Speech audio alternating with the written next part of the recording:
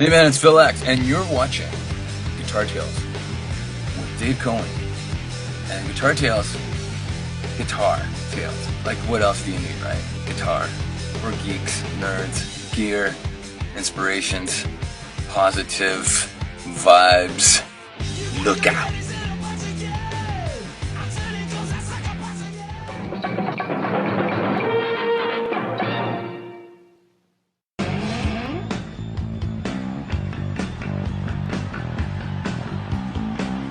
Rudy Sarzo on bass guitar.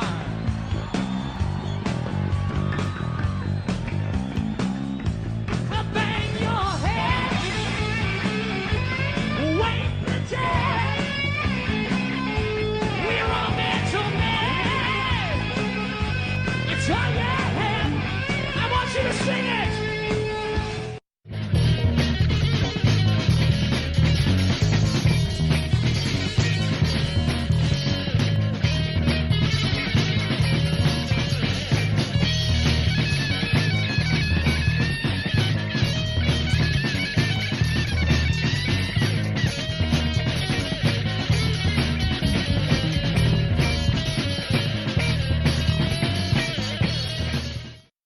What a spectacular show we have starting in just a few minutes. And before we get into that, as we do every week, I want to thank our sponsor, Confections of a Rock Star. If you go to Asbury Park, you have to check them out. They are a rock and roll based bakery with fantastic food, fantastic decor, and most importantly, great people there. We go to all the time. We go to Asbury Park, and I can't go without stopping in and saying hi and getting a delicious bite to eat, including, as you just saw, cupcakes, which means you could bring something home for your pooch. I'm actually petting my pooch as we speak. So check it out, Confections of a Rock Star. They support us here in Guitar Tales, which of course is a very good thing. So that being said, we have such an amazing show, and I know our producer, publicist, and overall great friend, Scott Guitarmist, worked so hard to put this together. I want to invite Scott out of the green room and here and introduce our great guest. Good morning, LA. There you go. There you go. Our guest is coming to us from LA. He just literally woke up, I think. That's right. And why am I drinking an espresso? It's afternoon for us. Yeah, it is. So we're excited to have Rudy on. He's a very busy fellow these days. Even now and then he was very. I don't think he's ever stopped playing bass or gigging or whatever.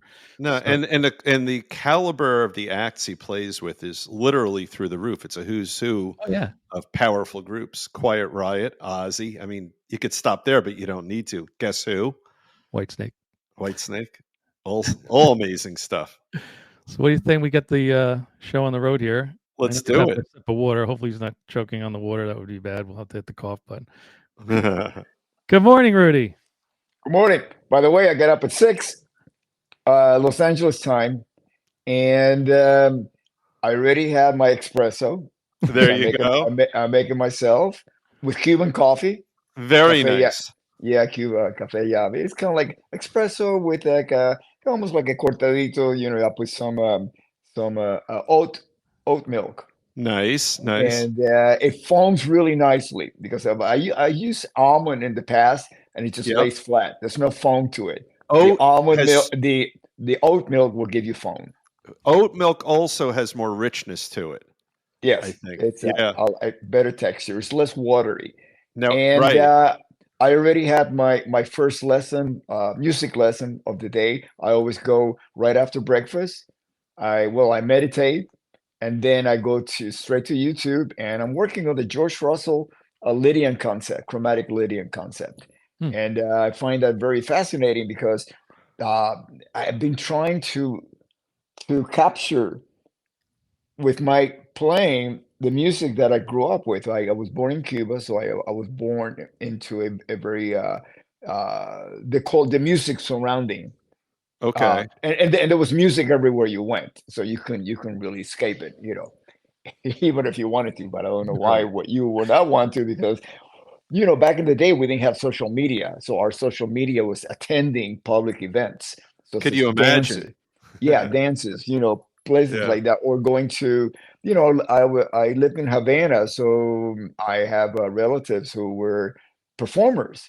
My aunt worked at a casino, so we would go to a casino, and there would be all these bands performing, just like in Las Vegas, but in the lounges. Mm. The rare, so that's the type of casino we're talking So about, you which got to was get just into some of these venues at a young age and just got to see well, some of this stuff. yeah, I started gambling at 5.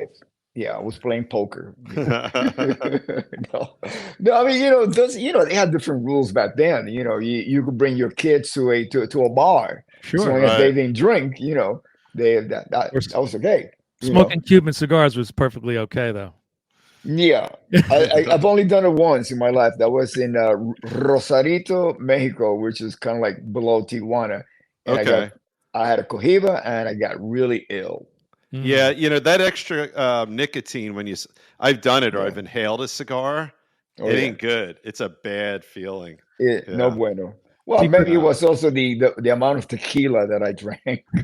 That'll do it too. I Secret mean, Doors gave me yeah, a yeah, Cohiba. that was also like my last Whoever takes phase off. of actually, drinking. I've been sober for 26 years, so you can imagine how long ago that happened. But going back to music, and I'm glad this is a guitar-oriented show because it's about music. What Right. we're going to talk Absolutely. about, you know.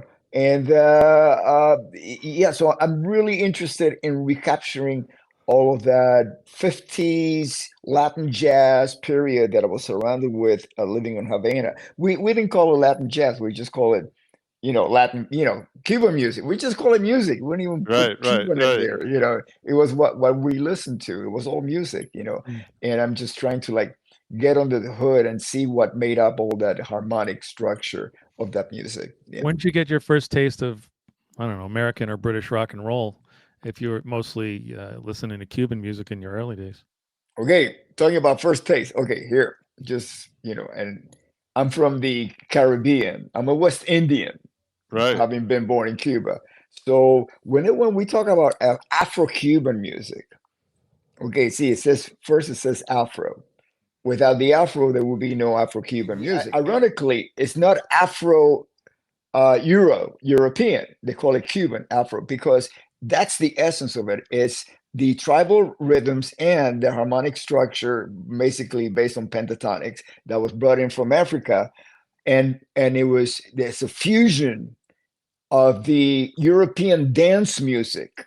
And that was the first real Afro-Cuban, I would say, would be el danzón, which is high society dance music that had the percussion. See, we didn't have drum kits in Cuban bands, so that was Interesting. something that was new to me when I arrived in the States.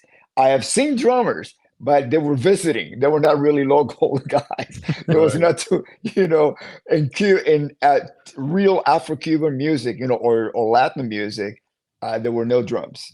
Even Just in some percussion. percussion, even traditional Mexican bands, they don't have drums. Listen to one of those norteño bands, and there's no bass player, it's a tuba.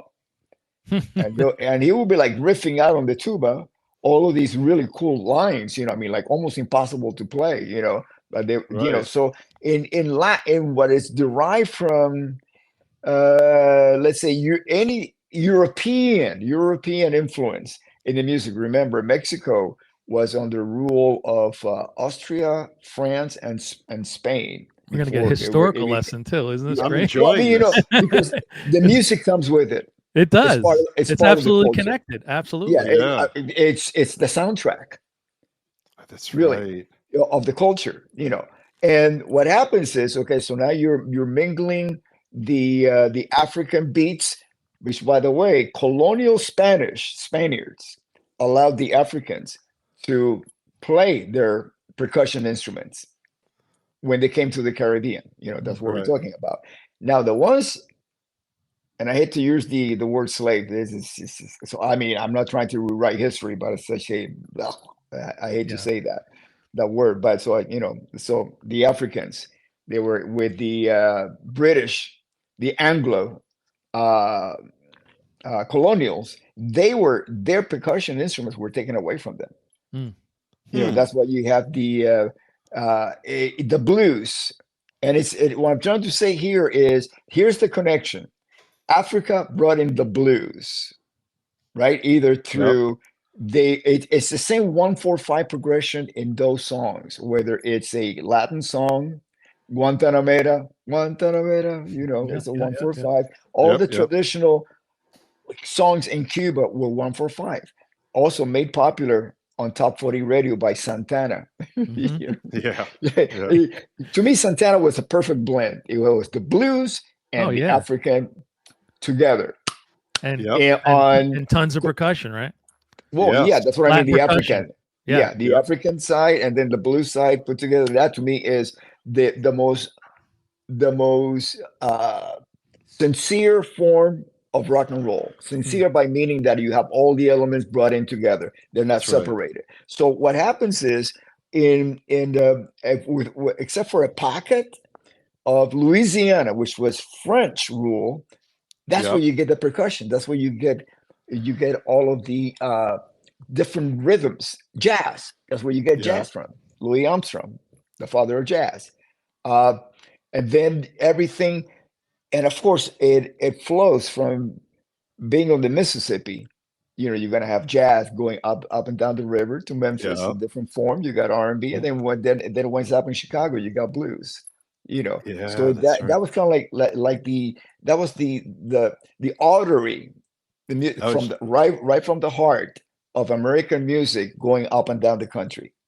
Have you taken the trip to the Crossroads? Have you ever done that little journey? No, but the House of Blues in Hollywood was what the myth was that the actual sighting from the building at the Crossroads was put on the outside. That sighting represented supposedly the actual building. Oh, that's pretty cool. At the Crossroads. So when you play inside of the House of Blues, you were basically sort of kind of with that's as close as I came, because even if I went there right now at the Crossroads, the structures would not exist. It would just be a point in space and time, the fourth dimension, XYZ and time, the fourth dimension. That's right. And you will or won't feel sort of the essence of what was created there. You might not, you might. Well, if you do it right, you can feel it yourself. It's all within us. It's a frequency or a series of frequencies. And that's just not one. If you play just one note, that's not going to mean anything. It's like me saying one word. Any of us, like the. And then the shuffle beat is kind of like a heartbeat, right? Bump, bump, bump, bump, bump, bump. Oh yeah. Oh, they took a lot of beats from trains going by. Just like in the Jive Talking, the Bee Gees, and I'm familiar with this bridge because it's in Miami. I also grew up in Miami. At first, my family, when we came to the United States, first we went to Miami. Then we went to New Jersey. We were relocated to New Jersey, and then we came back to Miami again. And there's this bridge that the Bee Gees had to take from where they live to go to Criteria to record. And I know exactly what they're talking about. And when you go down over those wooden bridges, especially in Florida, because at that time they were old. They were about to be repaired or replaced. So they still had the original bridges that were built in, in the 20s and 30s. And if you're familiar with Miami, you get a lot of beating on the wood. And I know because I used to keep my bass guitar after playing for 6 sets a night in the trunk of my car. Oh man. There's definitely a rhythm there. I mean, when I pull into a gas station in New Jersey, we don't pump our own gas. I hear from the pump. Yeah, absolutely. And I'm sitting there tapping on my leg. Going, what is wrong with me? Am I just jamming to the gas station pump? Absolutely. So just to encapsulate what we're talking about here. When the Africans they were not allowed to play their own instruments. Of course, the banjo is actually there's a version of an African instrument. Janet Robin just said that on our last show. She did. Yeah. So like a deep dive into the blues and stuff. Yeah. So you go from the banjo to the guitar, and that became the main instrument. But if you put percussion and you put that guitar together, you get Santana. basically. So Yeah. they were separated at the cradle. The blues and Latin music, they come from the same family, the same children. That's great. And you're primarily associated as a heavy metal bass player, but bass is so much more than that. There's so many other avenues and routes that go into modern bass playing. From the heavy stuff to the jazz to the. So you you look at primarily heavy metal bass players like Lemmy or John Entwistle or whatever. They had a very distinct trebly kind of bass tone, a very hard playing bass tone. But there's a lot of rock players that bring in those jazz flavors and stuff, and I think you definitely do that. Your bass playing is very melodic. Well, I have a lot of great mentors, growing up. To me, heavy metal is just an attitude. Music is music. Right. It's like words. You have a certain attitude. If you try to put something across, make a statement, there's going to be an attitude behind it, whether it's a happy, joyful, kind, or it's an angry one. You're still using the same words. It's Yep. tone. It's tone. Right. The tone of your speech. It's what really identifies your emotion. Besides Now, the words, but you can say the right. same words and have different emotions. Sure. Yeah, it's all the form is more important than the content in many regards, or Yes. because Yes. because it impacts upon the mode of delivery of the content Yes. and how it's Absolutely. received. Now, what Absolutely. attracted you to heavy metal as an attitude? Because I love the way you said As an that. attitude, well, I mean, let me put it this way: there was a lot of anger and frustration during my early years in life before I became spiritually centered. And then after that, I found a positive energy from heavy metal Hmm. rather than an outlet to release being in survival mode. Hmm. There's a difference between being an immigrant. Well, there's a legal immigrant, illegal immigrant, and then there's a refugee. Yeah. Uh, I was a refugee, which means there's no plan B. Hmm. Oh When wow. you leave your country, you're not going back. If you're an immigrant, you're free to go back, or you're free to send money to your family for whatever reason you happen to be in the country. Uh, our reason for leaving our country was because my parents did not want my brother and I to live or to be raised under communism. Right. Very simple. So they gave up everything we had. We left our home. Like if we were going out for the weekend, we could not tell our relatives because we didn't want to make them, we did not have, it's not that we didn't trust them. It's just that it's better not said. Yeah. It's better that they don't know what we're up to because they might really affect them. And then somebody's going to go, what's wrong with you? And trying to be like, oh, you mean probably, somebody's leaving leaving the country, because they were really nosy. I bet. Yeah. Our neighbors, and when I say family is that we used to live away from, my mom and dad were raised next to each other. And Okay. they were neighbors. That's how they met. Then when they got married, they moved 2 blocks away from their mom and dad. So we were Okay. like always together. My family and my grandparents. So they just didn't want them to be affected by it. So we came to the United States, and it took us about a year and a half to get a sponsor, to get the passport, to get all, Hmm. every legal document to either leave the country, Cuba, and also in addition to enter this country. Hmm. So my whole life went from like, okay, this is the only thing I know, one language. We're all Cubans. Yep. Now I'm in a country that I'm a minority, really a minority. I mean, there were not as many Latinos in the United States 60 something years ago.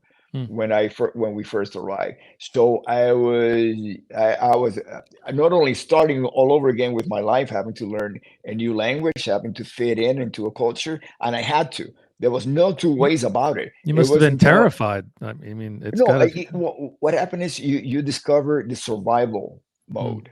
I Right. went Right. into survival mode. So anything that would really reflect my how I felt emotionally, such as the music that reflected how I felt. Like first, I would say it was between Hendrix and Vanilla Fudge, Cream, The who are still my role model because Mhm.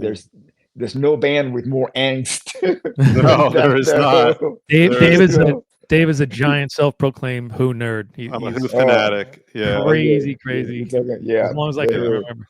yeah, He's yeah. taught me a lot about the Who that I didn't even realize I It's really gravitated interesting. to. We having this conversation because just a couple of days ago, I finished tracking on that. There's a project, and I'm not going to say what it is, but it's reuniting some musicians that we used to play together, Mhm. and somebody else, as far as I'm going to go, and they ask us to play "The Real Me." That's the best song. Oh my That God, that bass line. Yeah, yeah, Holy shit. the whole song is a bass solo. yeah. It's the you whole know thing.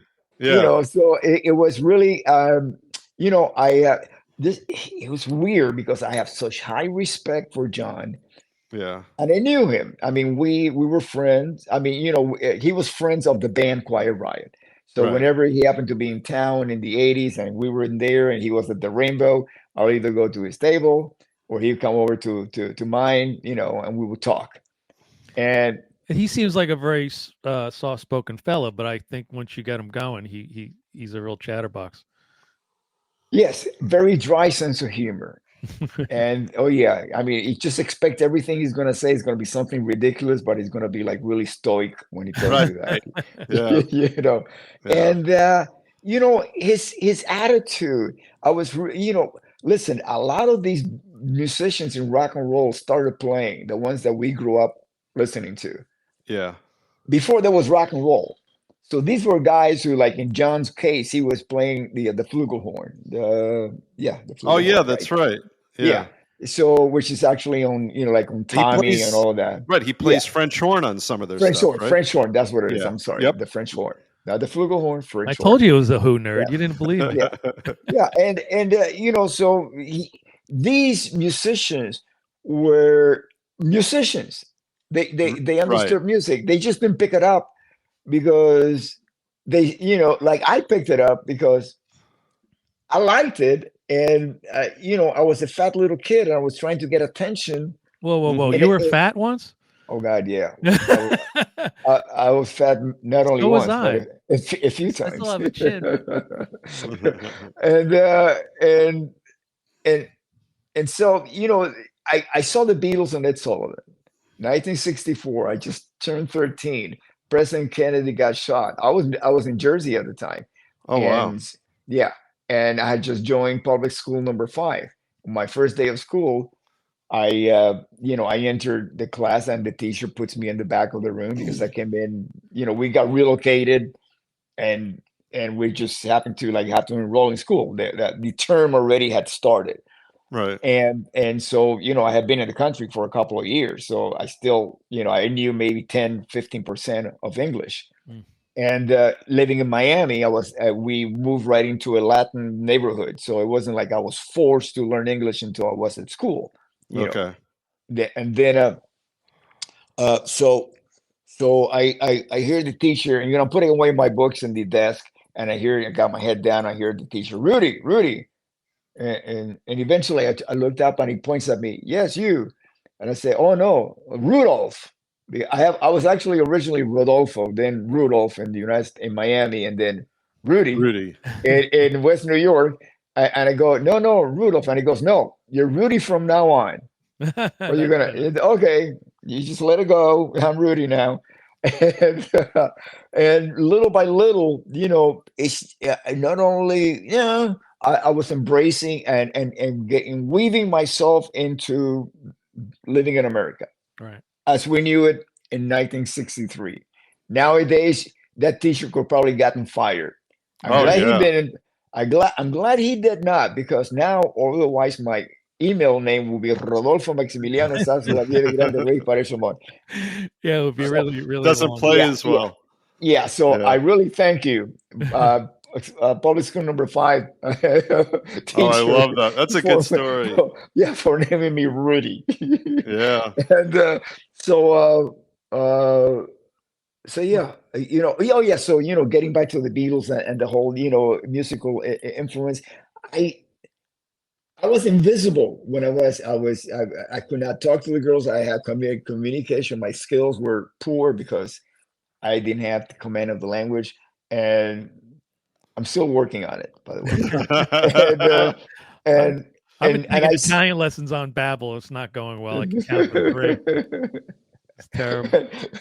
And so Kennedy got shot. We went into like doom and gloom right before Thanksgiving. Then Christmas sucked because there was again, there was no, you could not, you were too hurt. For me, what it meant was, see, Kennedy was the leader, the president who stood up to Castro, stood up to Yeah. Khrushchev, and all that, right? Yeah. After he got shot, I lost all hope of ever going back to my country. So not only did we lose a president, I lost a hero, Yeah.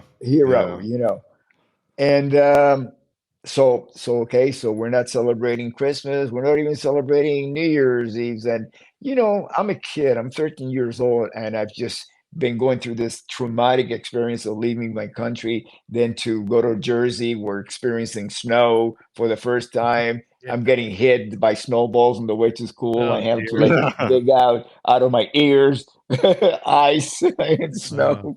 And it's like, okay, you know what? I need something positive in my life. So here comes February. So you dealt with all And you were bullied maybe as a kid? I mean, I know I was. who wasn't? Yeah. Yeah, it's Come on, true. there's always a bully out there. There will always be a bully in your life. Right. It's true. Yeah, it You doesn't know, have to be as kids. yeah. You could be older and still have bullies. No. And now we can stand up to them. Right. Right. My Because we feel mom, good about ourselves.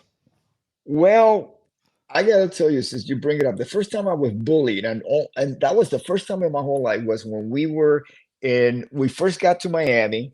I mean, we have been there from Cuba maybe 1 or 2 weeks, and I mean, we were as dirt poor as there can be. My dad was still looking for a job, and he didn't know the language, so he you know, he had to go menial jobs. He was working with fiberglass, the big wow. boat industry. Yeah, he would get in the tank, and this is before the days of restrictions or whatever, Right.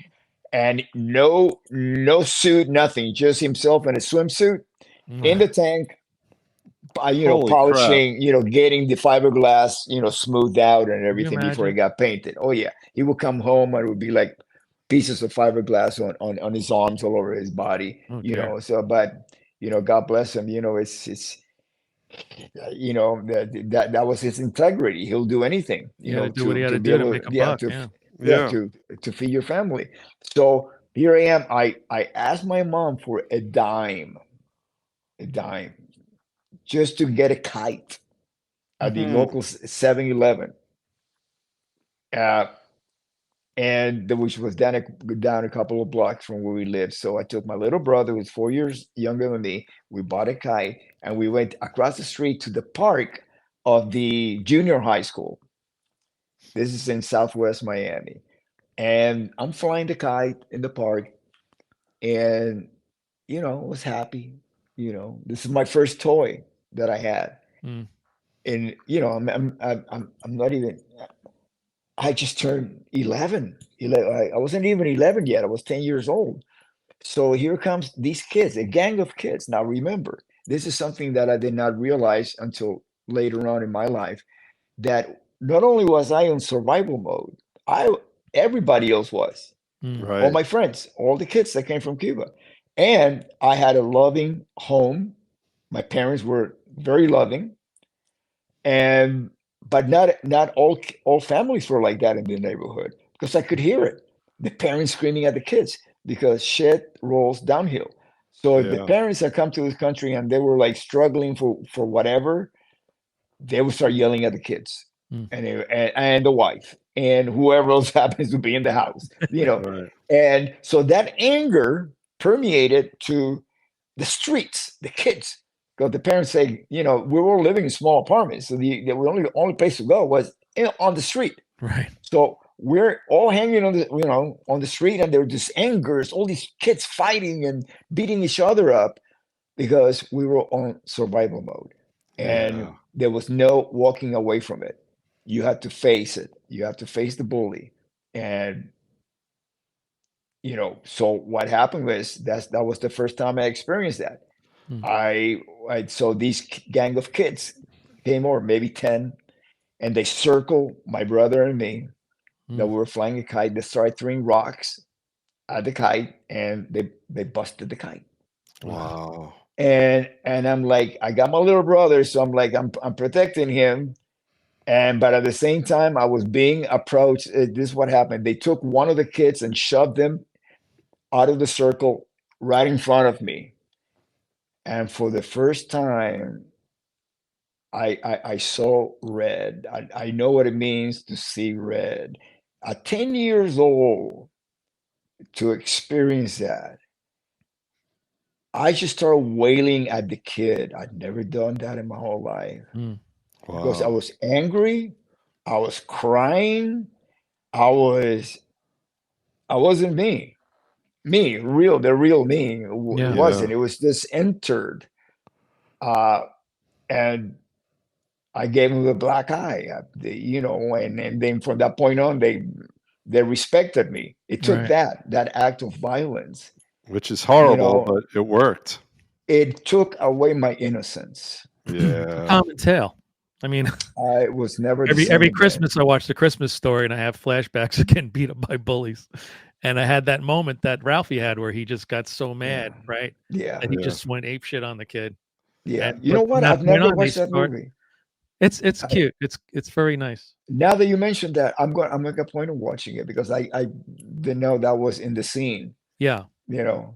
Yeah, they and it's similar situation. He's got a younger brother, and they go to school every day, and every day they go to school, they're tormented by these bullies until finally, they have a confrontation.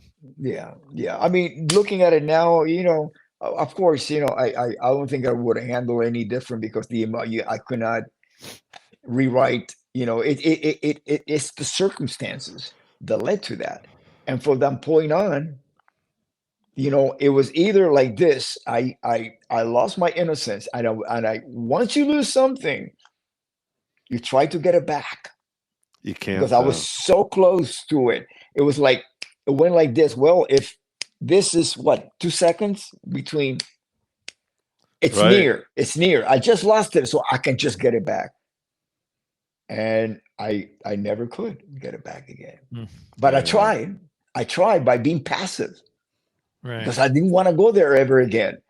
And I would be passive when confronted, and my mom would say, no, you have to live to defend. You learn how to defend yourself.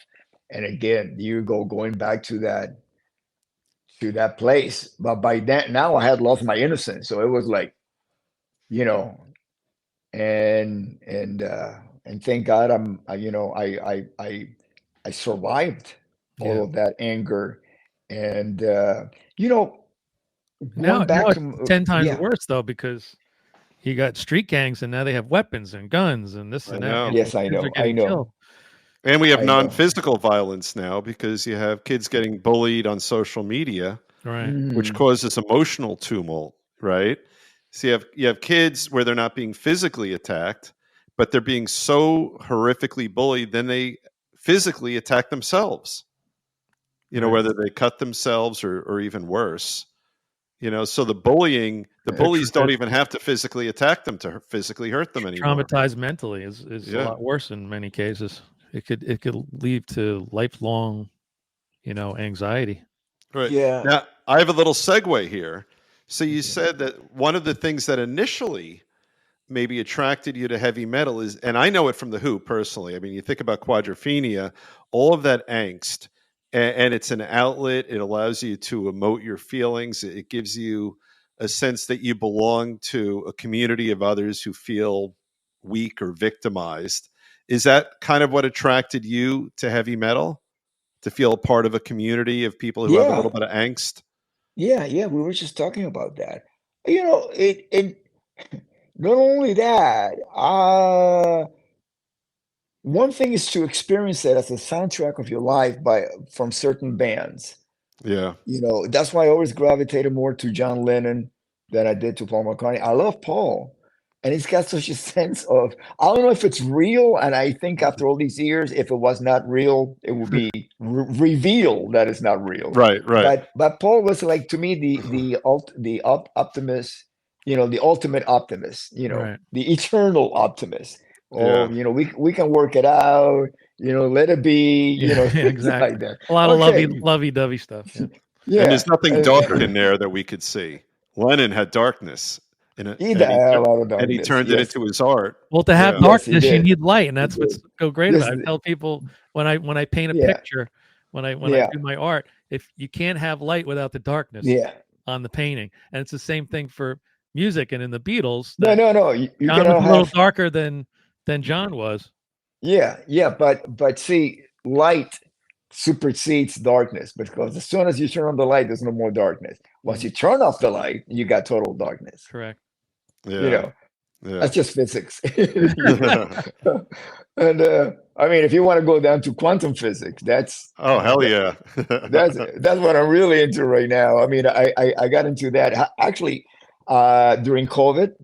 I said, Yeah. okay, I can either waste God knows how long this is going to take and Right. waste that time, or I can just learn, improve myself as a human I being, as a swear that's musician. exactly what I did. I got a Yeah. book about Yeah. quantum physics to see if I could Yeah. figure out what the hell's going on, and my Yeah, head was just, like, exactly. exploded. Exactly. I went in search, not necessarily on quantum physics, but on the healing qualities of music, Yeah. frequencies. Because I played in front of many crowds. I played in front of many crowds with different tunings. And I Oh, got to tell right. you, the biggest song I have ever recorded was tuned to 432, without knowing that it was tuned to 432. I don't know how old you guys are, but I'm old enough that when I was playing in the 70s, our tuner was not a set frequency. Right. You had a pitch wheel, it was a cord with a tuning knob. Okay. Mhm. Right. And Kevin would hear it. Randy would go, okay, let me know when. And we'd go, woo, woo. And Kevin would go, that's the pitch. Okay, then we calibrate my other tuner, the one on my side of the stage, to that. Which is very Okay. smart. I mean, you're calibrating the Yeah. band's tuning to the voice, the singer of the band. Yeah. That's beautiful. Exactly. Oh, the way he heard things, the way it Right, resonated with him, right. right? And Okay, so yeah. you're talking about tuning to the healing vibrations, right? And the Well, vibrations that we all share. yes, exactly. But we were just kids. We didn't have the social media to investigate why is Yeah. this the way it is. No, we just did it. Okay, whatever Kevin said, no problem. Okay, and then later on in the 90s, we had the rack-mounted version of the cord, and we take two little pieces of tape and we put them on that very last LED right there, the little light Yeah. on the end of the rack-mounted tuner. And that's where you want to And be. yeah, but what happened was, if we were sandwiched in, let's say we would do like these Rock Never Stop shows where the band goes on before us and then after us.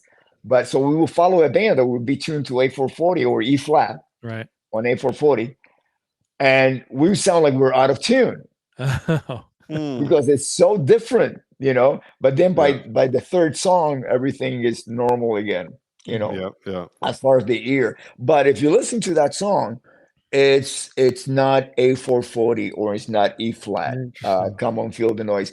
That was okay. If you listen to any of the songs without keyboards on Metal Health, that's the way it is. Yeah, Huh. because remember back in the day, synthesizers were that you could not change the pitch. Yeah, they're on them. fixed, right? Yeah. Yeah. I'm talking about 42 years ago. Yeah. Okay.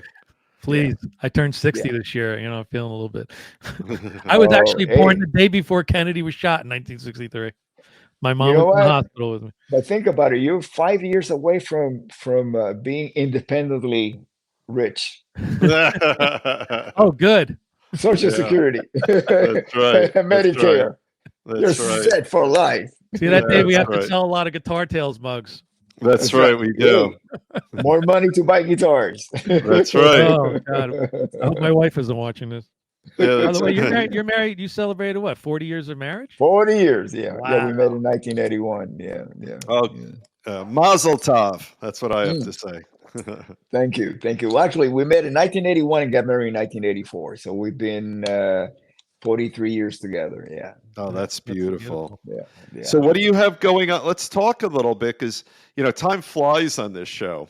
We've been together for a while now. So what do you have going on these days that we want to tell people about?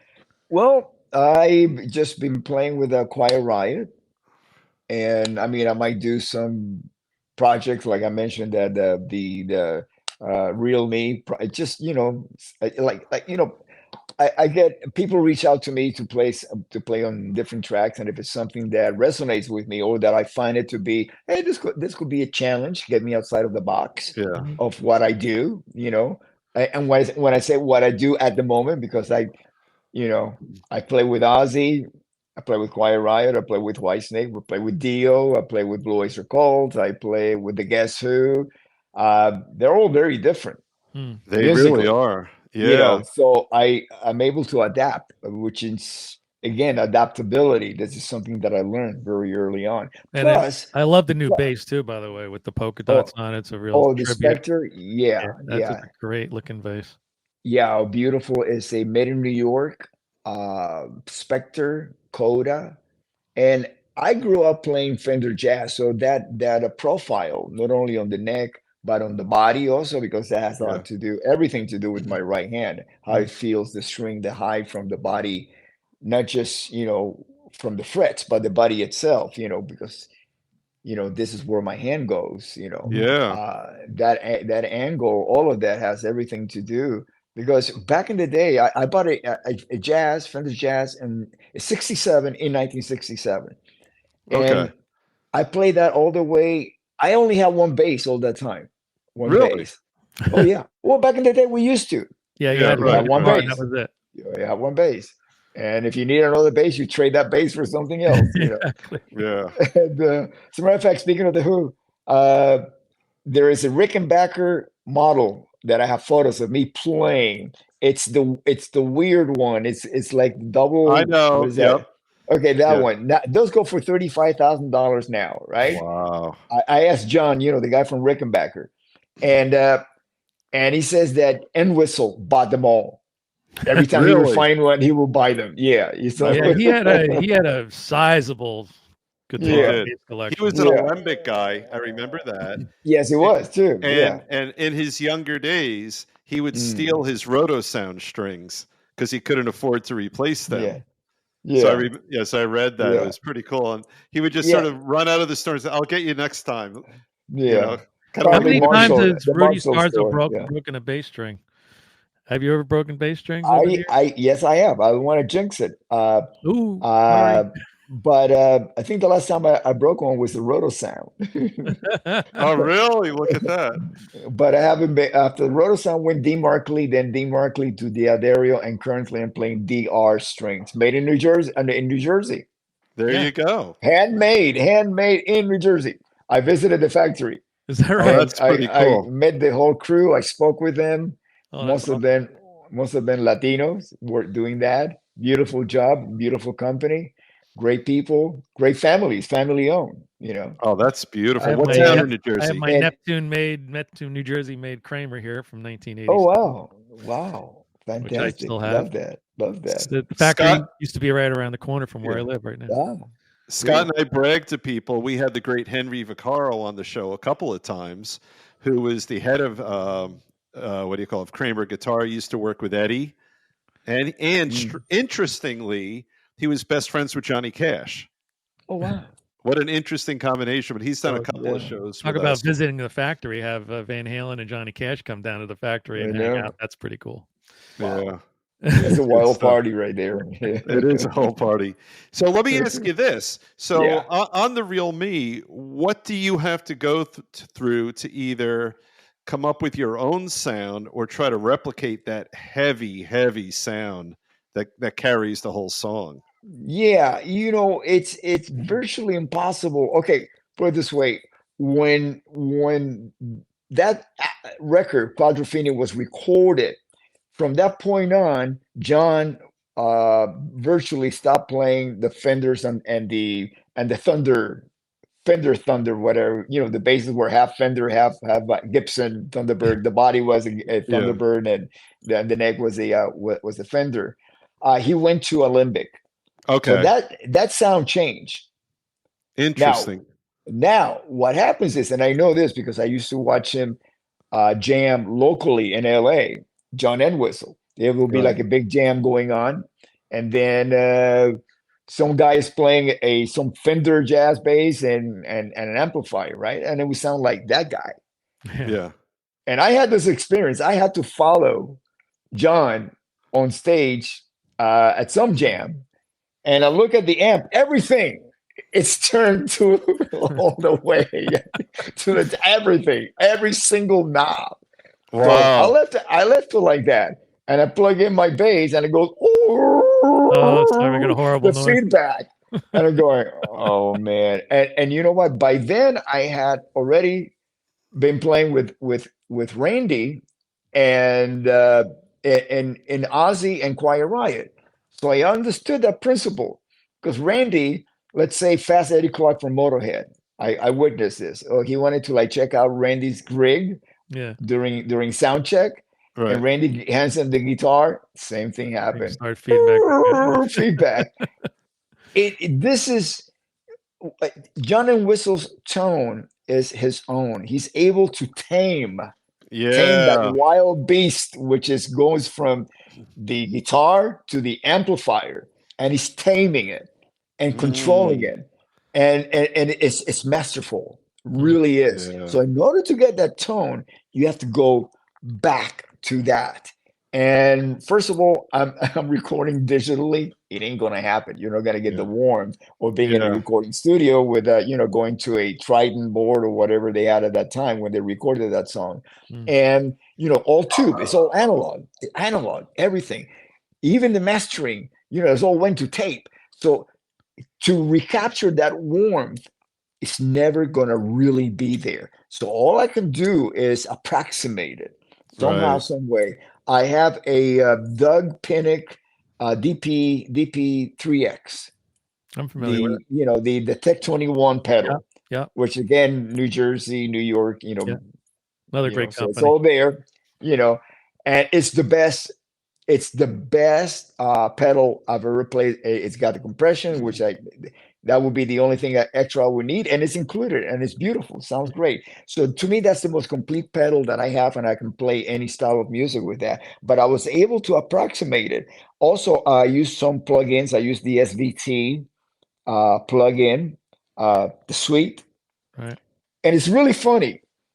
Really funny because I'm going through the presets because I'm listening to the playback and saying, okay, I'm going to stick the SVT, and I'm going, I'm going that thing. Okay, no, yes, that one. I open up the folder of the preset. It's my own preset. Oh, I love that. I mean, because it comes with like all these artist Yeah. presets. Oh, it's like, Mike, I can't believe it.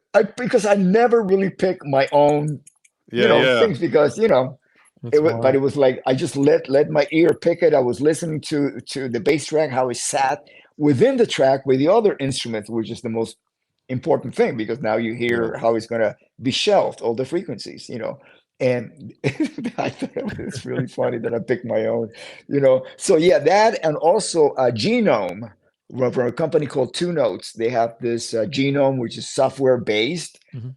and they have this compressor that is just unbelievable. So I like to use that It's on the cool that tracks. you're staying in Yeah. touch with the modern technology and all that stuff. Now, Yeah.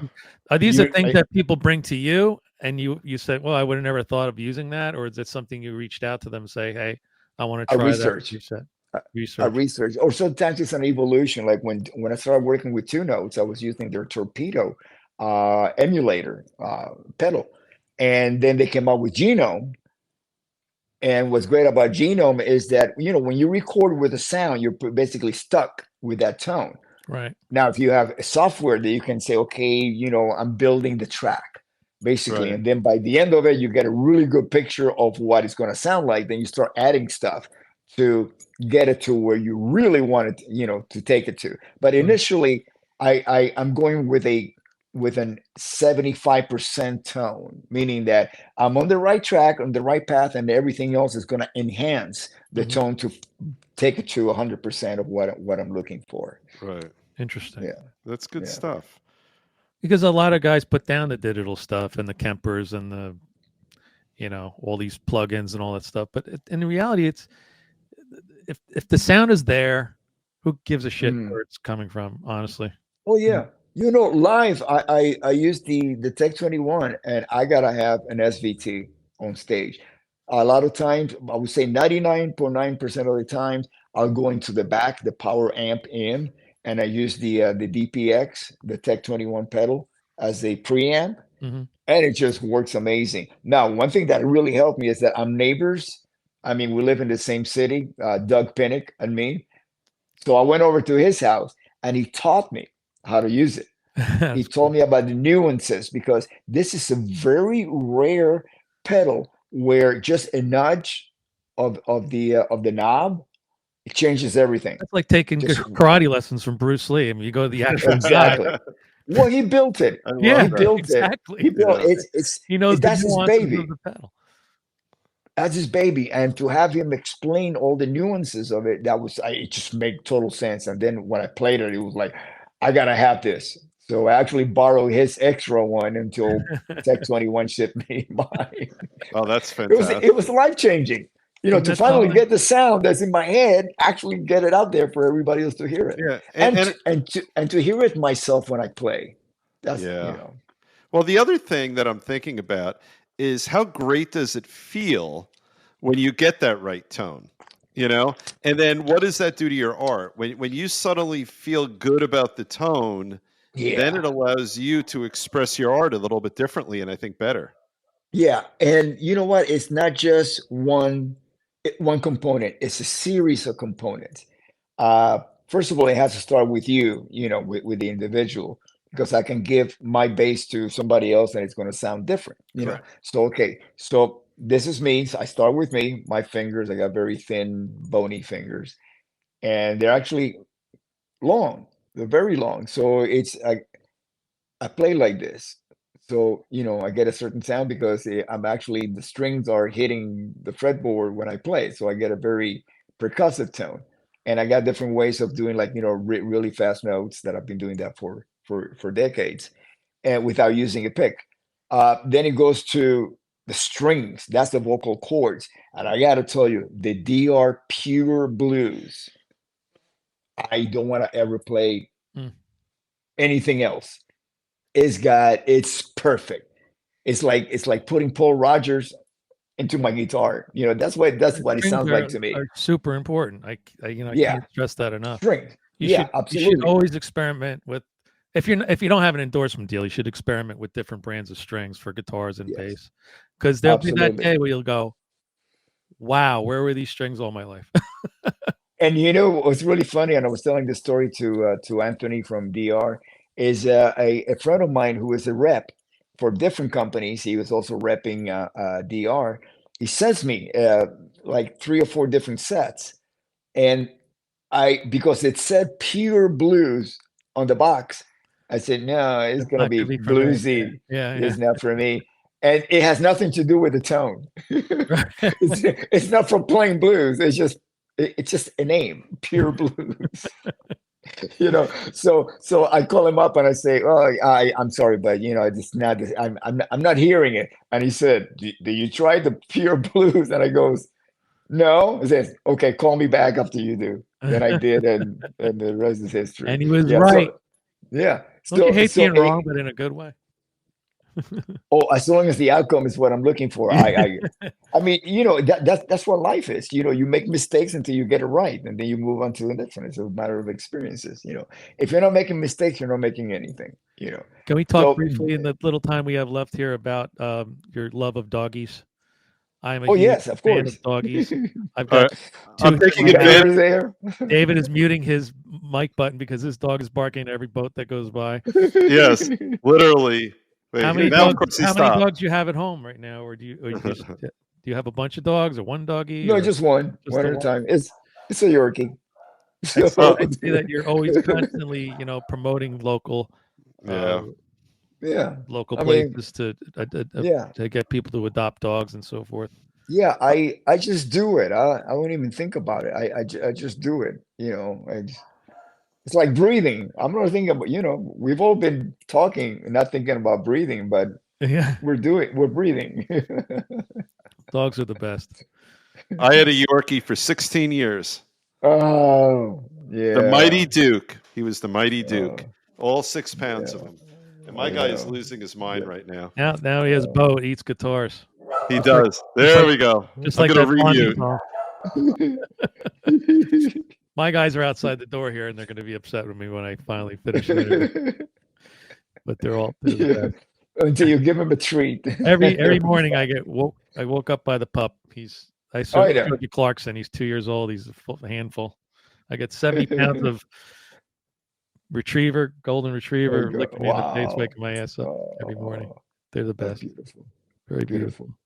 And you guys are allowed to take him to the beach? Off season, yes. In season, it's a little challenging. Yeah, okay. My guy loves the sand, is afraid of the water. I'm gonna remute right now. My guy's afraid to get into the car in the first place. The first time I took him in the car as a puppy, I took him to the groomer, and he was super traumatized. And now he doesn't want to go in the car at all, no matter what I do. We're training him. He's still a young pup. He's a good kid. So you got back on tour this weekend, or you got a couple days off? Yeah. I go back out, and it's pretty much on every weekend. As a matter of fact, some of the weeks are actually the whole week we'll be on the road. It's summertime. What happens is a lot of the shows go on during the week because we do fairs, and fairs don't shut down. They're open every day. Right, they're not. The state fairs. Yeah. So we do a lot of that, and I'm not a fan of outdoor gigs. I played 2 of back-to-back last weekend, and it was just unbelievably hot here in New Jersey. Well, they're Beats probably up not on as me, hot. beats up on the equipment. So I I really take my hat off to you.